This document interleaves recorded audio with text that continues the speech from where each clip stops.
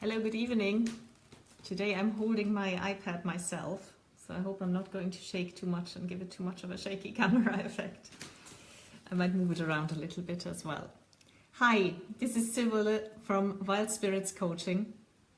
And this is the first training in 3 weeks, so yeah, welcome back, and I hope people are going to join in live. Otherwise you can always watch the replay, and if you post any comments or questions, then I'm going to try and answer them in any case. I see Linda has just joined. Hello. Hi, how are you? So today I have a bit of a training and a bit of an announcement, and I'll start with the training. Thank you. I'll start with the training by, as usual, giving people a minute or so to log in, and in that time I'm going to recap what this week's article was about, because the training is always going deeper on the article in the same week's Monday Sparkles newsletter, which was published 12 hours ago in the morning. So if you're not subscribed yet to Monday Sparkles, then you can do that on my website, wildspiritscoaching.com. I have linked this week's article in the description of this video, so if you've missed it, you can still read it after the training, so don't worry about it. There's a link there. This week's article was about get organized once and for all. And it was briefly, I'm not going to recount the entire article, but just to give you an idea, it was about people who, like me, fail at scheduling and sticking to strict schedules. Now, I've in my life read a lot of books about time management and about getting organized, about scheduling, and I was never able to stick to it. I'm just not very good at this kind of thing. So with a lot of trial and error, I have found out what works for me, and in this article, I've kind of put together my most important insights that will enable you, no matter which scheduling and time management type you are, to actually find what suits you in terms of time management. Someone else has just joined. If you would like to say hi in the comments, that would be great, because then I'll see who you are. Hello and welcome in any case. So I'm going to start that training today, and it's called The Art of Productive Idleness. I kind of touched on that in the article, but I'd like to go a little deeper and say a little more about it now. Now, what do I mean by productive idleness? It seems to be a bit of a contradiction in itself. What I wrote in the article is that it's really important to know yourself and to know what your needs are in terms of scheduling.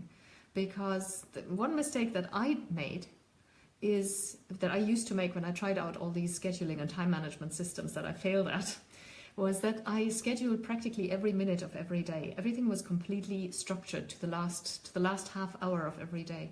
And the reason why that doesn't work for me is that I am someone who needs a lot of time for myself. And I'm saying this in such a general term because what I actually do in that time is very different from day to day and from hour to hour sometimes. I may need it to process some emotions that I'll go dancing. When I say go dancing, I don't mean go out. I mean in my living room or in my bedroom, wherever there's space and some music, because that's how I process my emotions. Or I may have to process an idea, then I'll sit down and write a brainstorm. Or I may just not do anything at all and watch some videos on YouTube and do something else. And I'm calling it productive idleness. Now, before I say anything else, you don't have to do the same. You don't have to have the same needs that I have. This was just an example of what I do. But idleness can be productive for most people.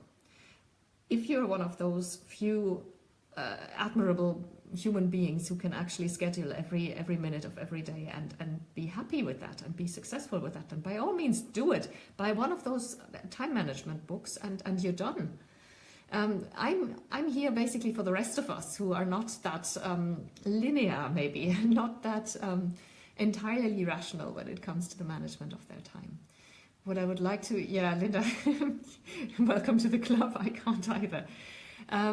And what I'm saying is that this is not bad. It doesn't mean that we fail at time management or at scheduling. It just means that we have a different mindset, a different way of working. I've heard this from a lot of creative people, artists. Now I also write, and I do, and I mean obviously my work also requires a lot of creativity, and it also requires a lot of mind space. So I don't get as much done as other people, but that's because there's a lot going on in my mind and in my emotions. I used to feel bad about it, and I don't anymore. And I want to encourage you to just embrace who you are. And if you are someone who needs time for yourself, then take it. So productive idleness does not mean sitting in front of social media and just scrolling through Facebook status updates and the like. Because that's what I see a lot of people doing, what a lot of my clients say when they first come to me for coaching. They say, I'm wasting so much time, Sibylle.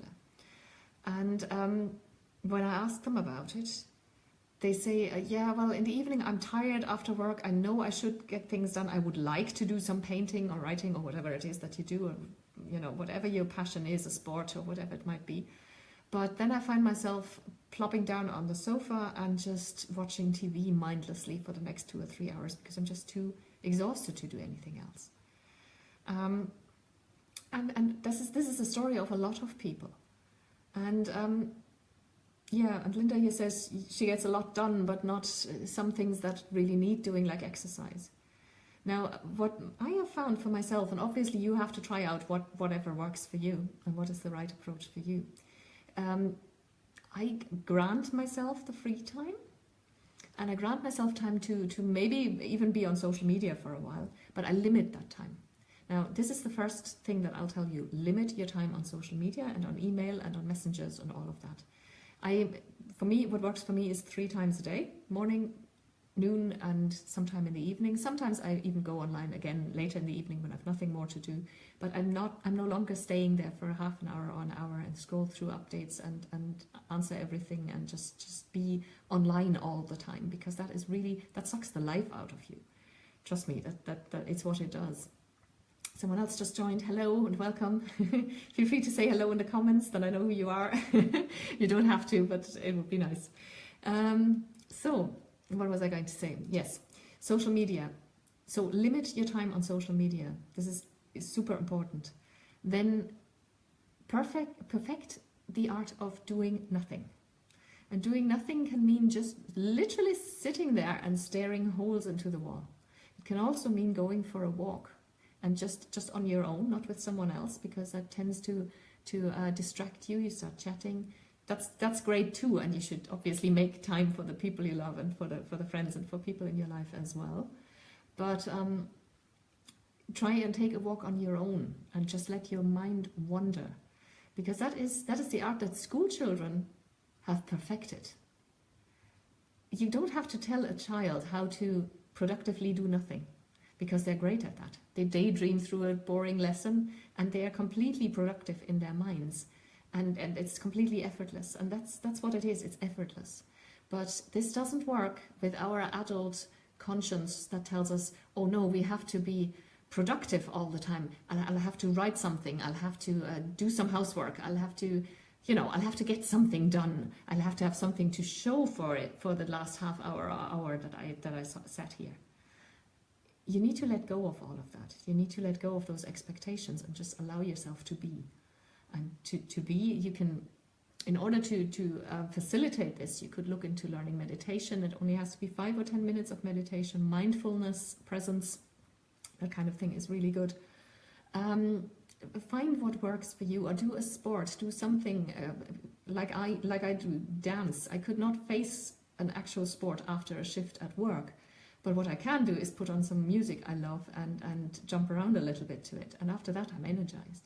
And I can sit down and productively and engage in some productive idleness, as I call it here. So this is what you can do. And then you can start, after a while, it'll come to you what you actually want to do. And not the next distraction, not the next scrolling through Facebook for a while, but actually what you want to do. What would really light you up at that moment. A passion, someone you love, someone you want to be with, some work that is really close to your heart.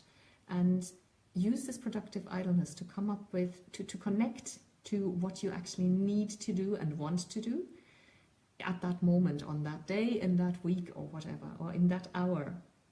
Because whatever you come up with then, whatever connects, whatever buzzes for you at that time, I can guarantee you you'll be good at that. That'll work really well for you. So do that and try it out, and perfect this productive idleness. It's an art that we have lost in our day and age, and it's worth rediscovering, because this is where all your creativity and all your productiveness actually has its root. And it's painless, it's not beating yourself up, it's not doing some stupid distraction while watching soap operas. It's actually for you, it's self-care. And it is really, really positive. Linda, I'm guilty of that too. It's really hard to resist that lure of always being there and always being available when you're at home. It's taken me a while, and sometimes I still get drawn in. Sometimes I allow myself. I look at the watch and I say, okay, for 20 minutes I'm going to be here now and scroll through social media.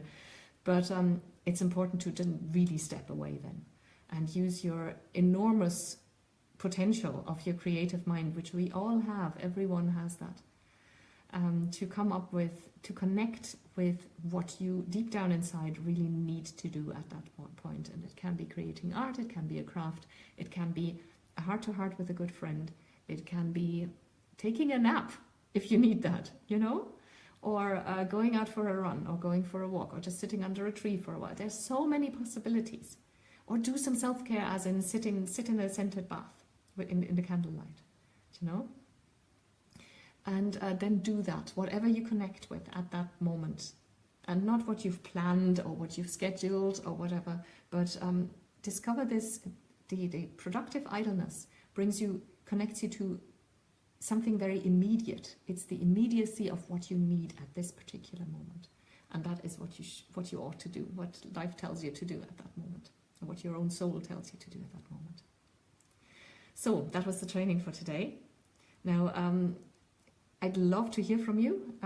Maybe you would like to share where you're going to insert some productive idleness into your life, and maybe what time you're going to, because this is one last tip before I wrap up this training.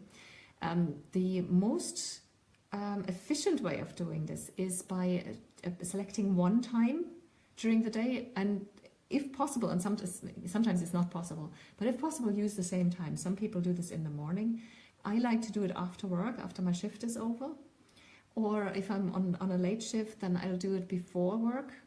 So whenever works best for you, you insert your productive idleness, and I'd love to hear what your time is that you're going to try out for the next couple of days or for the next week to engage in some productive idleness. So if you'd like to leave a comment and tell me, then please do. And in the meantime, I'm going to make my announcement. The announcement is that I'm not going to keep doing trainings on Monday evenings at 9. Don't be shocked, it's not a problem. I am still going to do trainings, and I'm still going to do live trainings, but I'm going to do them sporadically during the week. And it might be in the evenings, it might even be on Monday evening, if I feel like it, or if I have something to say. But the last months have shown that people don't really remember this time and turn up, apart from very few. Linda is one of them. There's a couple of people who come with some regularity. Most write to me the next day and say, oh, I didn't have time, or I forgot, and all the rest. It's just not something that people really remember. So I'm going to do this during the week sporadically, sometimes in the morning, maybe sometimes in the evening, on different days, whenever I have to do something. I'd say I'll aim for once a week, but I'll do at least once every other week. So at least every 14 days, I will do one of those. And if you're online, you'll get a notification if you like my Facebook page. So if you haven't done that yet, then go to the Wild Spirits Coaching Facebook page and like the page, not an individual post, the actual page. And then you can select to get notifications, or to follow the page, and it'll notify you whenever I'm live, and then you can come in and join. And if you miss that, it's not a problem either, because it will still notify you after the training is done, and then you can watch the replay. Clicking that notification then will get you directly to the replay. And as you know, or as I hope you know, and if you don't, I'll say it again, even if you watch the replay 3 days later, if you leave comments, then I'll still answer to them. I still reply to them. So don't worry if you miss the live stream. All right. Okay. Now, if you'd like to say anything more, I'm going to go offline with the live training now, but I'm going to post this video in a minute, and then you can still post comments there, and I'd love to hear from you. And also, I'd love to hear what time you choose to cultivate productive idleness. And what I want to say as a last thing, be a bit patient with yourself. It's not something we were brought up to do. It's not something that our society and our way of life endorses. It might take a while to overcome these inner blocks that keep telling you, I need to do something, I need to be productive, I need to occupy myself in some way. It takes a while to settle into the productive idleness. So have some patience with you. And like I said, the best way to go about it is to select one time during the day and try to do it as often as possible. Try to do it at that one time, whether it be the morning, the evening, your lunch break, or whatever works for you. And I'd love to hear from you what time you're going to choose and you're going to try out over the next week. Now, I wish you a lovely evening.